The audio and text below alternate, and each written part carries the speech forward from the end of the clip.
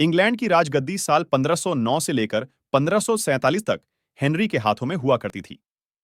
राजा Henry की कई पत्नियां और एलिजाबेथ व मैरी नामक दो बेटियां थीं। इनमें से मैरी राजा की पहली पत्नी की बेटी थी। राजा हेनरी को मैरी ज्यादा पसंद नहीं थी, इसलिए वो उसके साथ बुरा व्यवहार करते थे। मैरी महल के नौकरों के साथ महल का काम करती थी। अगर मैरी कुछ कह भी दे तो राजा उसकी कोई बात नहीं मानते थे।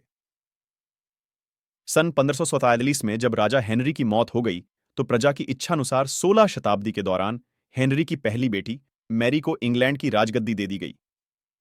वह इंग्लैंड की रानी बन गई। उस समय इंग्लैंड के हालात बहुत अच्छे नहीं थे। इंग्लैंड कैथोलिक और प्रोटेस्टेंट इन दो धर्मों के बीच में बंट गया था। उस समय दोनों धर्मों के लोगों के बीच जंग छिड़ी हुई थी। रानी मैरी चाहती थीं कि पूरे इंग्लैंड में सिर्फ एक ही धर्म हो, लेकिन लोगों ने उसकी यह बात मानने से साफ इनकार कर दिया था। इससे नाराज होकर रानी ने उनकी बात न मनाने वालों को मौत की सजा दे दी थी। वह ऐसे लोगों को जिंदा भी जला देती थीं। रानी मैरी की इस क्रूरता की वजह से इंग्लैंड के लोग उससे नफरत करने लगे। ऐसा भी कहा जाने लगा कि रानी मैरी कुंवारी जवान लड़कियों के खून से नहाती थीं।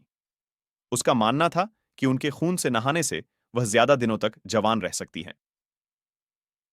कुछ सालों बाद रानी मैरी ने शादी कर ली और कुछ समय बाद इंग्लैंड में एक खबर आई कि रानी मैरी गर्भवती हैं और जल्द ही उनके राज्य को उनका नया राजा भी मिल जाएगा। रानी मैरी की क्रूरता की वजह से इंग्लैंड को लोग उसे एक निर्दयी औरत मानते थे। वहीं जब उसके गर्भ में बच्चे की जगह एक भूत का निवास होने लगा, तो लोगों ने उसे शापित भी करार दे दिया और इसी वजह से उसे लोगों ने ब्लडी मैरी का नाम दिया।